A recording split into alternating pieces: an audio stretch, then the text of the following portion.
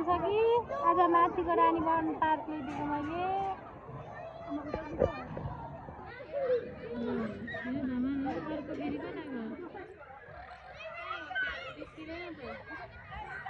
baby खोइ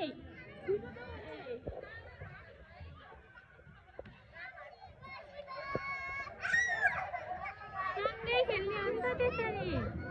हो त सँगै बेबी यता हेर्नु सानो मान्छेदेखि कति रिस उठ्छ भने थुक्कै थुक्कै हिँड्छ रिस उठेपछि कान्छु कान्छु बेबी